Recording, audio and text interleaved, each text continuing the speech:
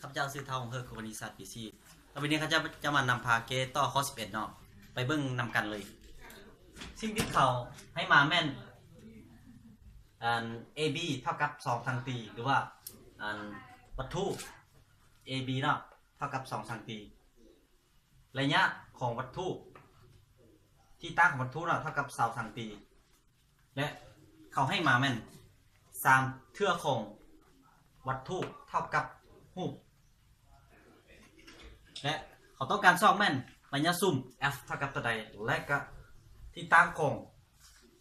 รูปเนาะหรือว่าระยะรูปและตัวสุดท้ายเขาต้องการให้ซอกแม่น a คิด b คิดเท่ากับตัวใดซึ่ง a คิด b คิดได้แม่นขนาดของรูป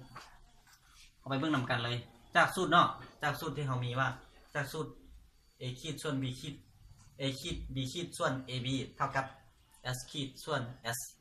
และก็ซึ่งเรารู้ว่า3 ab เท่ากับ a คิด b คิดแทนค่าเข้าไปเลยแทนใส่ a คิด b คิดแทนเข้าไปจะคัด ab ออกถอนเอา s ถอนเอา s คิดเท่ากับ3คูณ s ซึ่ง s ที่เขาให้มาแม่น20สังตีแทนเข้าไปเลย3คูณ20ทั้ง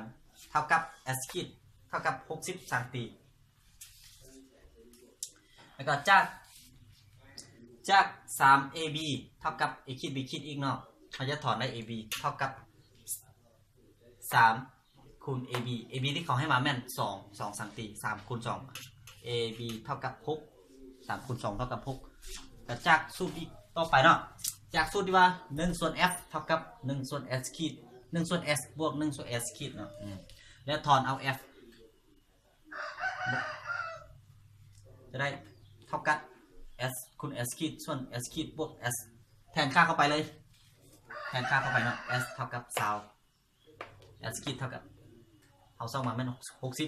60เก็บไปตัดเบิ่งเอานะตัดจะได้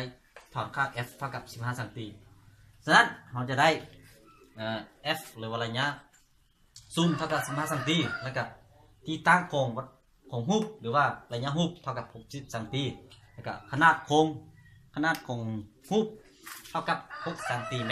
เนาะสำหรับข้อ11เมื่อเพียงเท่านี้ขอขอบใจหลายๆ